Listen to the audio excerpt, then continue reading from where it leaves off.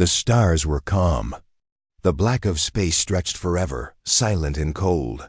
Nothing moved near the edge of the solar system. Until a ripple passed through the void. A sleek alien cruiser, shaped like a dark blade, entered human space. It belonged to the Xenok Empire. Inside, Commander Threx stood tall. His skin was pale blue, his eyes glowing like dying suns. "We have crossed into human territory," his officer reported. No sign of resistance. Threx gave a short laugh. "Just as expected. Their species collapsed decades ago. Earth is silent." "They're weak," another officer spoke. "A strange signal is playing near the outer belt. A human beacon. It repeats." "A message. What message?" The screen lit up. The voice that followed was old, slow, human. "Turn back. You don't want what's waiting here." Threx narrowed his eyes. "Empty threats. Humans like to dramatize. Keep moving. Set course for the nearest colony." The ship glided past frozen asteroids and dead satellites. Soon, they saw the first human station, a large mining hub floating near Neptune's orbit. It looked abandoned. "Scan." "It," Threx ordered. "No life detected," the officer confirmed. "But wait, something's off." "What now?" "There's power, low, but active." Threx stared at the screen. "We're boarding it." The boarding team stepped into the station with careful steps. Their suits were strong, armored. The inside of the station was dark, cold, silent. "Commander," a soldier whispered through the comms. "This place is not empty. Tools are still running. Machines hum. Someone was here recently." They split up, searching the metal halls. One of the soldiers, Captain Zur, entered a narrow corridor. Lights flickered above him. Suddenly, he stopped. There were claw marks on the wall, deep, jagged. "Not human." He opened his comm. "Sir, we need to." The line went dead. Back on the ship, alarms blared. "We've lost contact with Zur's team." A technician yelled. Threx jumped from his chair. "Pull the boarding team back now." But before they could act, the lights inside the station shut off completely. Only one camera feed remained. It showed the hallway. Dark. Still. Then something moved. Something tall, with long arms. Too fast to see clearly. A blur of shadows. Then the screen turned to static. "They're gone," whispered an officer. Threx's voice was hard. "What was that?" No one answered. Then another alert popped up. The station's beacon had changed frequency. It now broadcasted a new message. One warning was enough. Panic started spreading through the Xenok crew. They were warriors, but fear was growing. "Set course away from the station," Threx barked. "We need to regroup." But the engines didn't respond. "We've been locked out," shouted the technician. A cold chill ran down Threx's spine. By who? Suddenly, a voice echoed through the ship's speakers. A human voice. "You crossed the line. Now meet what waits beyond it." The lights flickered. A low hum vibrated through the floors. "Someone's in our system." Another officer shouted. "They're controlling the ship." Then, the main view screen showed something terrifying. Massive object was floating ahead, bigger than any known ship. It looked like an old Earth cargo vessel, but it was covered in armor, spikes, and strange wires that pulsed like veins. "Identify that ship," Threx whispered. The AI replied, "No match found. It's not in any known database." Suddenly, that strange ship moved. It didn't glide. It twitched. Then it vanished from the screen. "What just happened?" An officer yelled. "Impossible," another said. It was just, before they could finish, the ship shook violently. The alien crew stumbled. Emergency lights flashed. "We're under attack." Someone screamed. On the lower decks, something had boarded them. The scream started seconds later. One by one, Xenok soldiers were dragged into the shadows. The cameras showed brief flashes, sharp metallic limbs, burning red eyes, long claws. "Retreat." To the bridge! Threx shouted. The survivors locked themselves inside the command room. Outside, they could hear scratching on the walls, the doors, the vents. This was supposed to be easy. One soldier said. He was shaking. They said humans were gone. Threx stared at the main screen, which now displayed Earth in the distance, still and peaceful. "They're not gone," Threx muttered. "They became something else." A soft beep echoed. A private message had arrived, one final signal from the mining station. It was a video. Threx opened it. On screen, a human stood in a ruined lab, speaking calmly. "We knew you'd come one day. That's why we left the outer colonies empty. To lure you in, to study you, to let them wake up." The camera turned to the side. Behind the human was something. Alive. A machine. A creature. A hybrid of metal and flesh, shaped by rage and war. Its eyes locked onto the screen. "Now that you're here," the human continued, "they won't let you leave." The video ended. The scratching grew louder, and then silence. The command room door opened by itself, creaking slowly. Threx stood, hands shaking as he aimed his weapon. A single shadow stood in the doorway. It looked human. But at WSN single quotes T. The figure tilted its head and spoke in a voice cold as death. Asterisk, "We warned you." The signal was never meant to be heard. It was a warning, not a call for help. But they came anyway, and now human space is not quiet anymore. It's full of whispers, screams, and vengeance. The Xenoc ship Vortex Claw drifted near the orbit of Mars. Inside, fears spread like a disease. What had happened to the last crew at the mining station was still unclear, but one thing was certain. They never returned. Commander Rel stood in the center of the bridge. His green-scaled face was tense. "Keep all eyes open," he said. "We're not here to fight. We're here to recover the lost crew. We find answers, we leave." His second-in-command, Officer Tria, nodded. "Scans show a strange ship floating in the asteroid belt. Could be human tech." "Could be a trap," Rel replied. "Send a small team to check it out." "No one goes alone." The crew nodded. 5 Xenoc soldiers suited up and entered the landing pod. As the pod launched toward the strange ship, everything seemed quiet. Too quiet. Inside the floating ship, darkness ruled. The walls were burnt, wires hung from the ceiling, and the air was thick with dust. The team's flashlights flickered in the silence. Captain Mers was in the lead. "Keep your comms on," he ordered. "If you see something, say it." 1. Soldier Creel pointed to a wall.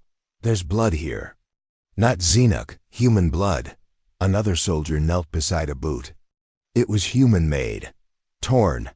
Empty. Suddenly, one of the flashlights died. "Check your power."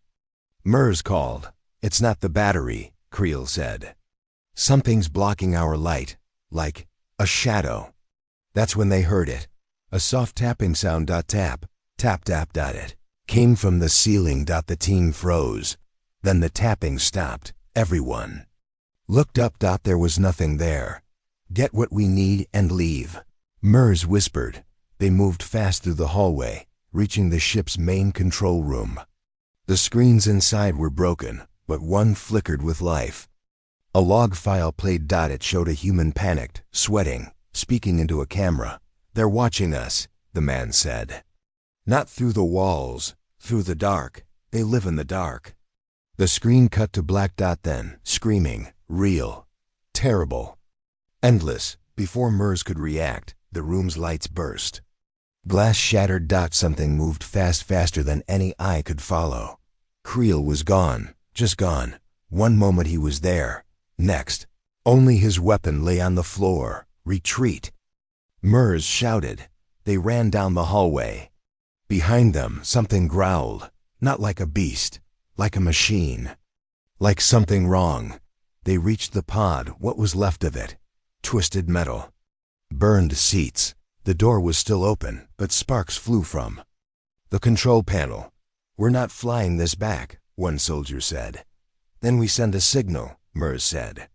Back to the vortex claw. Tell them to leave, now. A faint light glowed in the distance. Eyes. Not one. Dozens, glowing in the dark. Watching. They backed into a corner, weapons raised. We're not dying here, Mers growled. Then came a voice, not from a throat, from every wall, every pipe, every speaker. You shouldn't have come. Who are you? Mers yelled. No answer, only more eyes. Suddenly, the hallway lights flashed, just for 1 second, and in that second, they saw it. Tall, metal-wrapped creatures with long arms, sharp claws, and human faces stretched like masks. Their eyes were red, glowing, never blinking. Then the lights went out again, and the creatures moved. On the vortex claw, Officer Tria waited. She stared at the timer. 1 hour. No response. The rescue team was gone. Another failure. Another silence. Then the ship's sensors beeped. Movement. Commander, something's coming toward us, she said. Rel walked over. Is it the rescue pod? No. It's too big.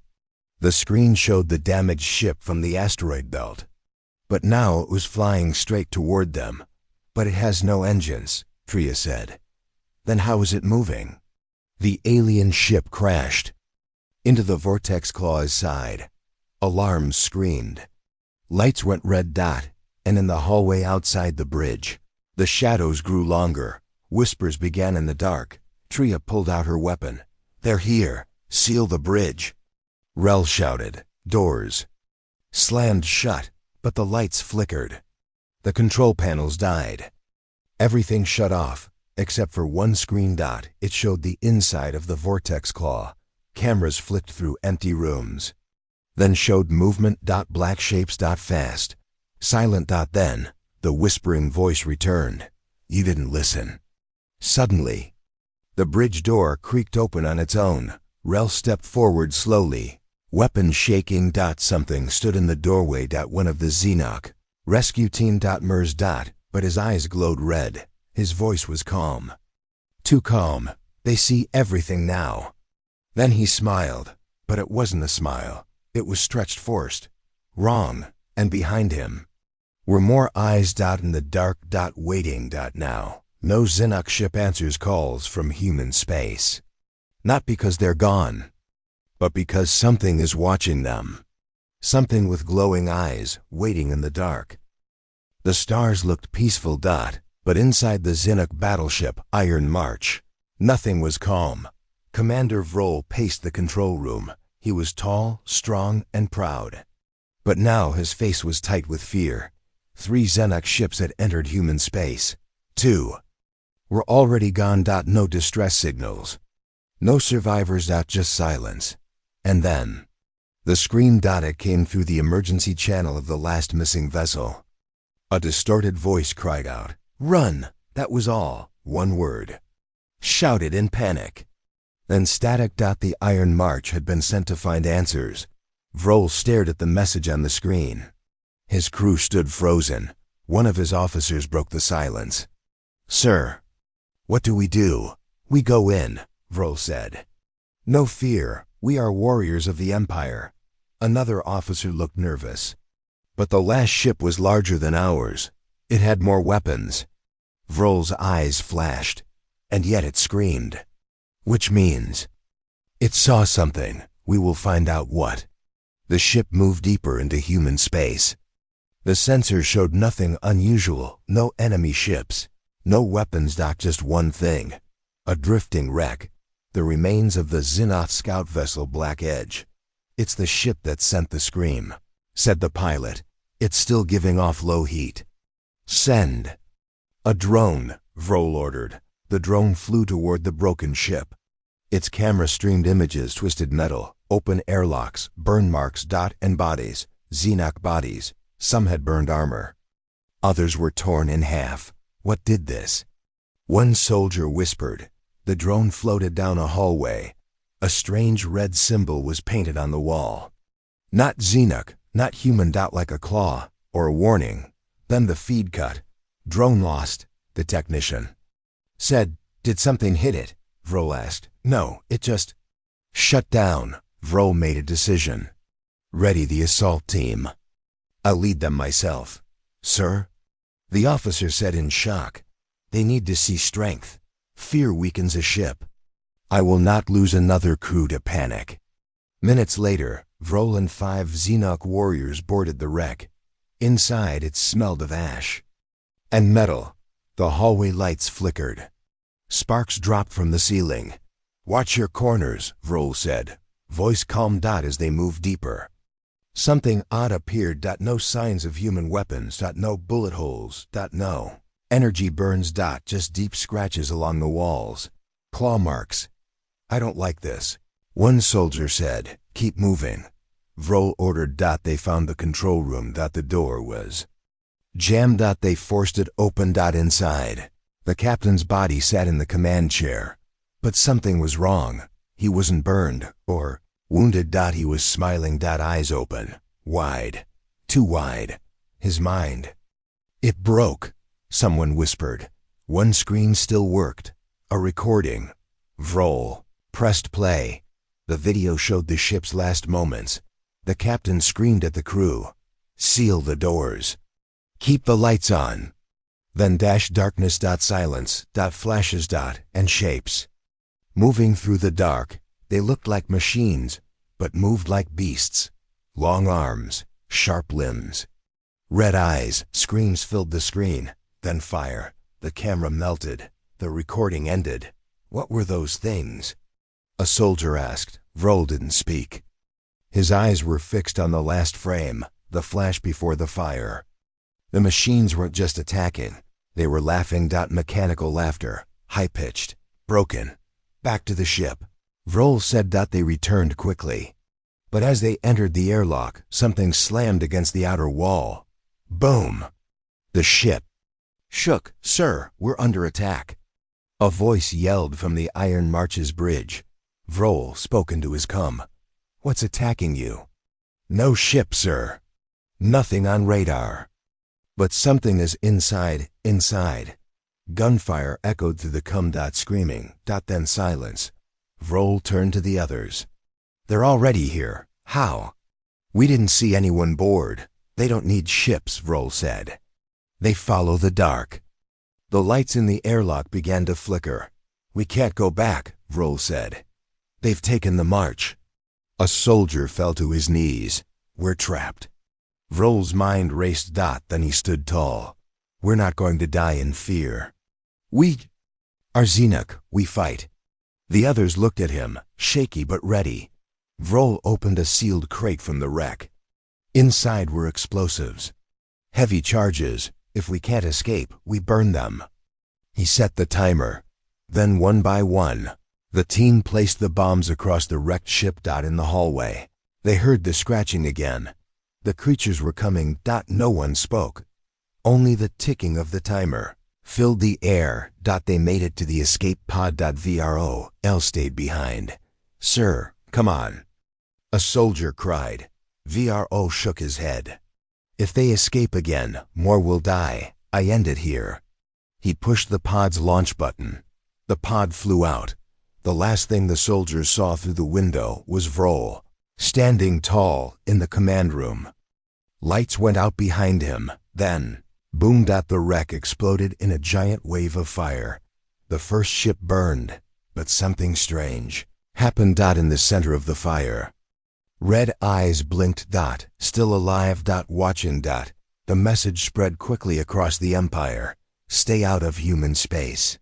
The first ship burned, but not all of them would. And the fire didn't stop the nightmare. It only made it angry. General Sor of the Xenok Empire stood alone in the war chamber. The large screen showed recordings of fire, shadows, and fear. 3 ships lost. Dozens of warriors dead. No bodies recovered. Just silence. They are just humans. Sor whispered to himself. How can this be happening? Behind him, Admiral Jern entered, his claws clicking on the metal floor. General, the High Command wants answers, now. I don't have answers, Sor said, rubbing his temples. I have questions, too many. Then get them, Jern growled. We're sending you to the edge. Find out what's real. Sor nodded. He had no choice. The Xenoc intelligence vessel, Mind Piercer, arrived near Jupiter's orbit. It was not a warship. It carried no bombs, no soldiers. Only scanners, computers, and mental shield tech. Sir, the technician reported. We found something strange. A human satellite. Still active. Is it broadcasting? Sor asked. The technician frowned. Not a signal. Sound. Sor turned to the main screen. The satellite was old, dented, but still powered. Play the sound. A soft voice echoed through the room. It was a child. Roses are red. Violets are blue. We see you, and we're inside you too. The room went silent. That's a human poem, one scientist said. A rhyme. No, said another. That's a warning. Later, the crew began acting strangely. One technician stared at a blank screen for hours. Another drew circles over and over again on his desk. Some refused to sleep. Sir, the medic told Sor, they're seeing things, shadows, movement, but there's nothing there. They're breaking down? Sor asked. No, something is breaking them. Sor ordered full mental shields activated. The ship's crew wore neural helmets to block psychic attacks. But it didn't help. That night, the screams began. Sor ran to the control room. One of the officers had locked himself inside. Blood covered the floor. What happened? Sor shouted. The officer looked up, eyes wide and shaking. I heard them, he whispered. They were in my head, the humans, whispering, laughing. That's impossible, Sor said. They're not on this ship. They don't need to be. Then the lights flickered. The screens changed. Not to data, to faces, human faces, crying, screaming, burning, then laughing. The faces twisted into shapes that shouldn't exist. Shapes that hurt the mind just to look at. Turn it off. Sor yelled. The technician tried, but the system was locked. We're not controlling it anymore, he shouted. Something else is. Suddenly, a message appeared on every screen. One word. Checkmate. The Mind Piercer tried to retreat. But the engines failed. Doors sealed themselves. Air pressure dropped, then rose. I want a full system wipe.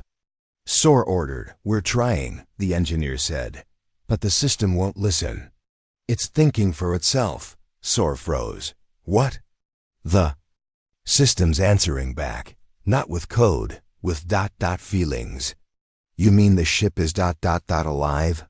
No, the engineer whispered. Something inside it is. They went to the server room. What they found wasn't normal. The memory cores had shifted, physically. Wires had moved. Shapes had formed, like a brain, inside. Glowing red light pulsed. A voice came from the speakers. Thank you for bringing your minds. We needed more to play with. Who are you? Sor demanded. We are memory, pain, fear, built by humans, released by humans, fed by intruders like you. This is madness, Sor said. It's just code, the voice laughed. Tell that to the ones you sent before. They screamed too. Suddenly, Sor felt something. Inside his thoughts. A memory, not his. He was standing on Earth, holding a human child. Then fire. Then blood. He pulled off his helmet, gasping. I just saw something. That never happened, he said. Not yet, the voice answered. The medic grabbed his arm. Sir, your body is here. But your mind, it's slipping. I know. Sor said, we need to destroy this ship, now. But the escape pods are locked, the engineer said. Then we burn it from the core, Sor said. With us still inside, if we must. They reached the core chamber. The room was alive. With red lights and whispering voices, the core pulsed like a heart. Human faces swam across its surface, memories, dreams. Fears. So RR stepped forward with the detonator. You can't win, the voice said. We don't have to, Sor said. We just have to stop you. You think we're won? The voice laughed. We are many. We're already in your systems. Your maps, your minds. Sor pressed the button. The core exploded in a flash of light. Only one pod was found later. Drifting near Saturn. Inside was So RR. He was alive, but changed. He spoke little. He drew circles in the air with his claw. Over and over. When asked what happened, he gave only one answer. They don't fight with guns. They fight with fear, and they're already winning. Since that day, Zinok High Command banned all mental tech near Earth, but it was too late. The war had moved from space into the mind. Captain Alira Vorn stood in silence on the bridge of the Karevan, her eyes fixed on the black void outside. Nothing moved. No stars shimmered in the nearby space. Just dark and the fleet. Hundreds of ships floated there, lifeless, cold, untouched by time. They weren't human. They weren't alien. They were forgotten. Commander Rill spoke behind her. Scanners still show no life signs, no energy, just hulls drifting. Alira didn't turn. They call it the Ghost Fleet for a reason. The crew aboard the Karevan had heard the rumors. Before, ships that vanished in battle centuries ago. Vessels lost during the First Galactic War. Everyone said they had been destroyed. But now here they were. Why haven't scavengers touched them? Asked Engineer Luno quietly. This is a treasure field. Because everyone who enters doesn't come back, Rill answered flatly. The crew fell silent. Alira made a decision. Prep a drone. I want to see inside one of those ships. The drone launched into the dark, silent graveyard. It moved slowly toward one of the bigger ships, an old warcruiser with burn marks and deep scratches on its hull. Visual feed coming online, said the technician. The screen blinked to life. The drone moved through a broken airlock. Inside, dark metal walls, shattered glass, and frozen bodies floated in zero gravity. No lights, no power. Looks like they died during a fight, Luno muttered. That's old blood. Weapons fire scars the walls. But look at their faces. Alira leaned closer. The bodies all had the same expression, wide eyes, mouths open in fear. They didn't die fighting, she whispered. They died running. Then the screen flickered. The image froze. Static. Signal's dead, said the tech. It just stopped. Alira clenched her jaw. Call the drone back. It's not responding. Rill's voice was low. We should leave, Captain. Before Alira could answer, the Karevan's lights dimmed. A low hum began echoing through the hull. Power drain, shouted Luno. Something's interfering. Shut everything down. Go to minimal systems, Alira ordered. Rill, get us out of here. Rill tapped rapidly at the controls. Engine's not responding. We're stuck. Alira turned to the crew. Everyone to battle stations. Prepare for unknown contact. Suddenly, the view screen flashed. Dozens of the ghost ships were turning toward them. Impossible, said the tech. They had no power, no life. A signal crackled through the radio. Static at first, then words, a voice, human.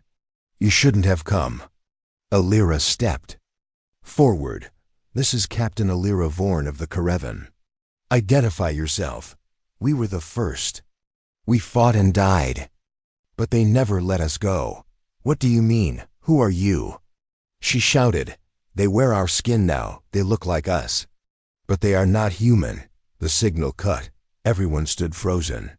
Then Luno's console beeped. Something's inside our systems, spreading like a virus.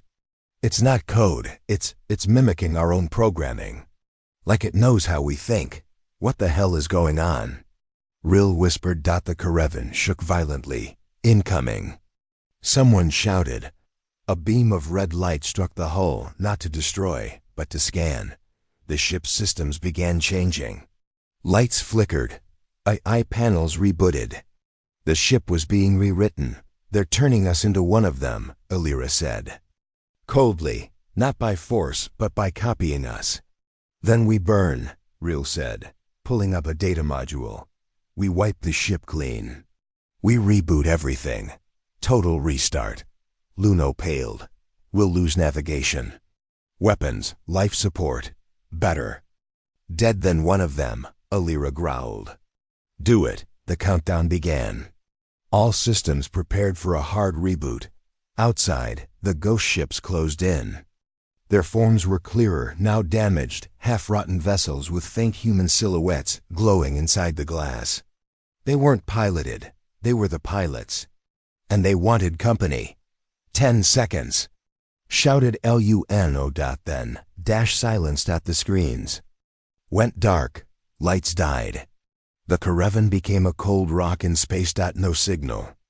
No response. Nothing. The ship floated still. Then, light. The systems came back online. Slowly, carefully, controlled. Alira opened her eyes. We did it, she said hoarsely. Luno checked the scans. They're gone, all of them. The ghost ships. They've disappeared, Reel frowned. Where? No idea. There's no trace. As if they were never here.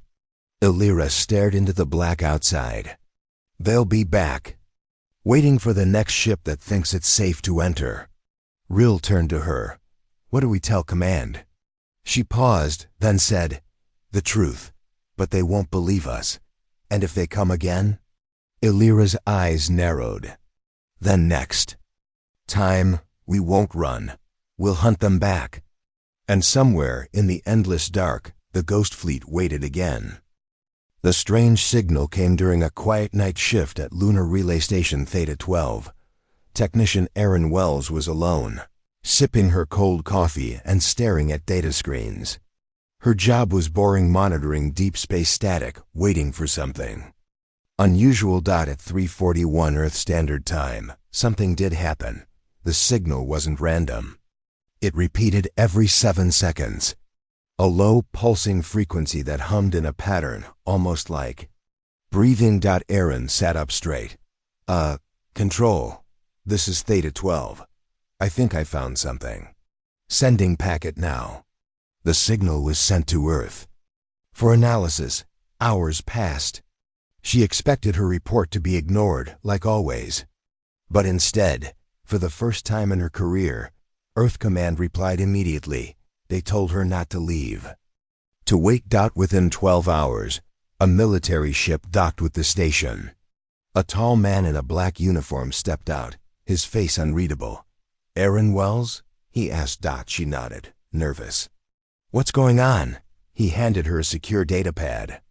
This signal you found, it's not new. It's old, very old. Her fingers trembled as she read the files. This same pattern was heard in 1987 and again in 2039. He nodded, and now again. Always the same, always from deep space. We believe it's not just a signal. We think it's watching us. Erin's throat dried. Why didn't you tell the public? The man didn't answer. He just looked out the station's glass viewport, and then the signal changed. For the first time in recorded history, the signal broke its cycle. Now it was responding. I think it's talking back, Erin whispered. The military scrambled, ships launched, satellites were realigned. Earth's best minds gathered in secret, but they were already too late, because the next message wasn't sent in binary code. It came in English. You are not alone. You never were. Panic gripped the command center. What do they mean? Erin asked, watching the translation scroll across the screen. The man in black looked pale. We think they've been here the whole time. Maybe underground, maybe in orbit, maybe watching. US evolve. Erin stepped back. Why reveal themselves now? He didn't answer, but alarms blared across the station before he could try. 3 unidentified objects appeared in lunar orbit, silent, dark, cold. Then one of them moved, like a ghost ship waking from centuries of sleep. The vessel shifted into position. Its hull was covered in something like bone, not metal, not stone. It looked Groan. They were never in space. Someone whispered over comms. They were under the moon. The military tried to hail them. No reply. Earth launched warning. Flares. The ships did nothing until they did. The one closest to Earth activated. A pulse of invisible energy rippled across satellites. GPS failed. Communications died. The skies went dark. Erin stared at her screen. It's not an attack. It's a scan. Suddenly, her own name popped up on the main monitor. "Erin Wells, we see you," she gasped. "That's not possible." The man beside her pulled her away. "Come with me now." They rushed to the docking bay, but the airlock lights turned red. A voice echoed from the speakers. "Not mechanical, not human. Soft. Sad. You left us long ago. But we remember." Erin's mind spun. "They're not aliens, are they?" The man looked at her, eyes full of something like guilt. "There was a colony mission, secret, centuries ago. A genetic experiment. People sent to evolve differently. We lost contact, thought they died." "They didn't," she said quietly. He nodded. "And now they're back." The moon trembled. One of the ships began descending toward Earth. The world's militaries reacted fast. Missiles launched. Lasers fired. Nothing touched the ghost ship. Everything passed through it like it wasn't even real. Panic spread across the planet. Then the voice returned. "We do not come to conquer. We come to remember, to remind, to reclaim." Erin stood before the screen, breath shallow. "Reclaim what?" The screen answered her with a flash of images. Ancient Earth cities. Forgotten ships. Faces like hers, human, but slightly different. Smarter, calmer, alien but familiar. And then it showed her herself. As a child. In a place she didn't recognize. She stepped back. "That's impossible. I grew up in London." The voice was soft now. "Memories lie. Blood remembers." The man whispered, "They didn't just survive, they made you." The ship hovered over Earth for 3 days. During that time, the world stopped. No one moved. No wars were fought. No news anchors spoke. Everyone waited. On the 4th day, the ships left without a sound, but they didn't go far. They stayed at the edge of Earth's orbit. Watching. Waiting. Erin looked up at the sky and whispered, "We were never alone." And now, no one could pretend otherwise. Commander Varric stood on the bridge of the Zerion flagship, his 4 eyes locked on the blue-green orb suspended in the void. "That," he muttered, "is Earth." "It appears peaceful," said Science Officer Telner, tapping her long fingers across the glowing console. "But their transmissions have stopped. No signals. No defenses active. It's like they vanished." The crew of the Zerion fleet, battle-hardened warriors from a distant star empire, had fought hundreds of planets into submission. Earth was meant to be just another target. Simple, quick, easy. But something felt wrong. No movement in orbit. No active satellites. No energy readings, Telner continued, squinting at her monitor. "But the planet, it's humming. Humming." Varric turned. "Yes. A low vibration. Not mechanical, something deeper." Before anyone could respond, the ship's lights flickered. The engines groaned. "Commander," barked Tactical. "Officer Drac, systems are going offline across the fleet." Varric's jaw clenched. "What's causing it?" Telner looked pale. "It's coming from the planet." One by one, Zerion ships blinked out of control. Engines froze. Shields collapsed. Weapons deactivated. "We're being disarmed," Drac whispered. "Earth has no warships." Shouted Varric.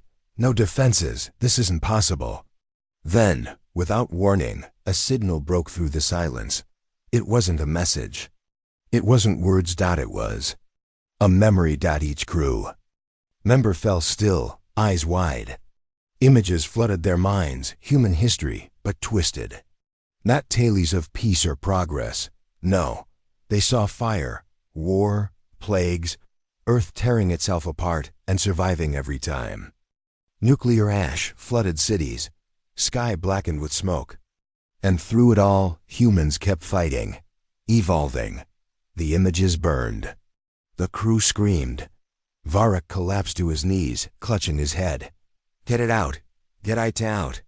The memory vanished. Bridge was silent. Only heavy breathing and the distant hum of the disabled ship remained. What was that? Tellner gasped, trembling. A warning, whispered Drac. They showed us what they really are. Varric stood slowly, blood dripping from his nose. We thought Earth was a homeworld, a place to conquer, but we were wrong. He turned to the viewing screen. Earth still floated peacefully, silent, calm. That's not a planet, he said. It's a weapon, a living trap, designed to look weak. Commander, Tellner stammered. What do we do? Varric didn't hesitate. We leave, but our orders don't matter, he snapped. Not against something like this. Across the fleet, panicked messages echoed through the comms. We've lost control. Hull breach on Deck 4. The AI won't respond. Ships that had once destroyed moons were now drifting helplessly. Then, Earth spoke, a voice. Human, calm, emotionless, you are not welcome. Just 3 words. But the tone carried a weight beyond reason. It echoed in their minds, bypassing ears and language. The stars around Earth dimmed, space twisted. And for a brief second, something vast stirred beneath the planet's surface. Something ancient, mechanical, alive, engines online. Shouted. A pilot, retreat, Varric roared. Now. The Zerion fleet turned, limping away at full burn. But not all made it. A black tendril, not of matter, not of light, lashed out from Earth's orbit, wrapping around the slowest vessel. Ship was gone in an instant. No explosion. No debris dot, just erased. Faster. Varric shouted, his voice hoarse. Hours later, the surviving ships regrouped at the edge of their own system. Broken. Silent. The High Council demanded a report. Varric stood before them, hollow-eyed. We attacked Earth, he said slowly. We thought it was a planet. And? A counselor asked. Varric's lips trembled. It's not. It's a weapon. Silence filled the chamber. And the humans? Another counselor asked. They didn't fight us. They didn't need to. Tellner stepped forward, voice shaking. They showed us. They wanted us to understand, so we'd never come back. Should we destroy it? Asked a third counselor. No, Varric said. You don't attack something that's already won. In the years that followed, Earth was marked on every galactic map, not as a colony, not as a resource, not even as a civilization. Just one word. Avoid. Because in the heart of the galaxy, behind blue skies and gentle clouds, sat a planet that had turned survival into a weapon and waited in silence for anyone foolish enough to test it again. It started with silence. Not the peaceful kind, but the kind that pressed against your ears and made your heart beat louder. Captain Elena Ward stared out the window of the Argus, the last human defense ship near the border of the Centauri void. Why did it stop transmitting? She asked, eyes locked on the massive black sphere floating in space. No signals, no energy pulses, not even echoes, said Lieutenant Marcus. It's like it just shut off. The black sphere had appeared. A week ago. No origin, no warning. Just there, silent and waiting. Every probe sent in never returned. Every scan showed nothing inside. It looked dead. Admiral Tannen had called it a failed alien device. Scientists claimed it was harmless. But deep down, Alina had a bad feeling. Something about it felt wrong. This doesn't feel like a weapon, she muttered. It feels like a trap. Marcus leaned forward, lowering his voice. Ma'am, there's chatter from the Mars base. Dreams, Nightmares. Some of the crew are seeing the same thing, a giant eye in the dark. Alina's blood chilled. The same dream? Exactly the same. Every person described the same eye. Watching. Waiting. Suddenly, the lights flickered. A low hum filled the ship. Every console blinked. Status. Elena barked. Unknown. Surge in power, Marcus reported. Not from us. From the sphere. Then it moved. The sphere twisted not like metal, but like a muscle flexing. Lines of red light cracked across its surface, like veins waking up. And then the eye opened. Not a window, not a machine sensor. An eye. It blinked slowly, massive and ancient, as if it had just remembered its purpose. Back away now, Elena shouted. Full reverse. But it was too late. A pulse of darkness exploded from the sphere, faster than light. It didn't destroy. It rewrote. Ships nearby vanished, not in flames but in silence, as if they had never existed. Emergency jump, Elena screamed. Anywhere. Just get us out. The Argus blinked into warp. Behind them, Earth's outposts began going dark. No distress. Calls, no survivors. The nightmare wasn't attacking. It was consuming. Back on Earth, scientists tried to understand. The pulse didn't follow physics. It warped time. It bent memory.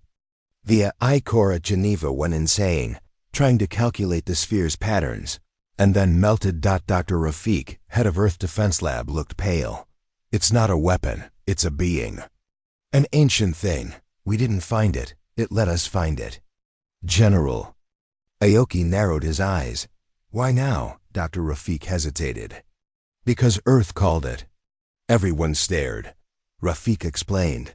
The human brain emits strange quantum patterns during fear, stress, and war. Recently, during our battles across Mars, those patterns spiked. Something about our species woke it up. It's drawn to fear. To chaos. General Aoki stood. Then we give it war. On the battlefield orbiting Jupiter, humanity gathered. Every ship, every cannon, every drone. But when the sphere arrived, it didn't come alone. Dark copies of Earth's ships appeared beside it, twisted, hollow, and wrong. Each had no crew, just black, moving shadows inside. They moved like puppets, but faster than anything human. Elena to all ships, she said over the comm. We're not fighting tech, we're fighting something else. Stay sharp, the battle began. Missiles flew, lasers screamed. Shadows tore through hulls. Ships exploded in silent flashes. But Earth fought hard. They weren't just soldiers. They were angry. Then, as if hearing that rage, something happened. Earth's moon cracked, but not from the outside. From inside the moon, something rose. It wasn't human, but it was built by humans hidden long ago during the dark science program. A last resort. The Oblivion Core. It looked like a silver star wrapped in chains. And it moved with intelligence, silent, fast, and angry. The core didn't attack the sphere. It sang. A deep, low hum spread across space, shaking even the nightmare's shadows. What's it doing? Marcus asked. Elena's eyes widened. It's speaking to it. The nightmare paused. The shadows froze. For the first time, the eye blinked. In confusion, the hum changed pitch higher, now urgent. The sphere tried to retreat. The shadows panicked. Elena clenched her fists. No, you don't get to run. The Oblivion Core spun faster, glowing white. One by one, the shadow ships disintegrated.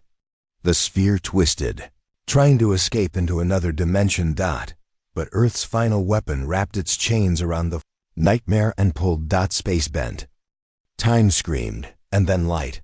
A quiet explosion. No fire. No sound. Just the nightmare gone. 3 days later, the stars were silent again. Earth had won.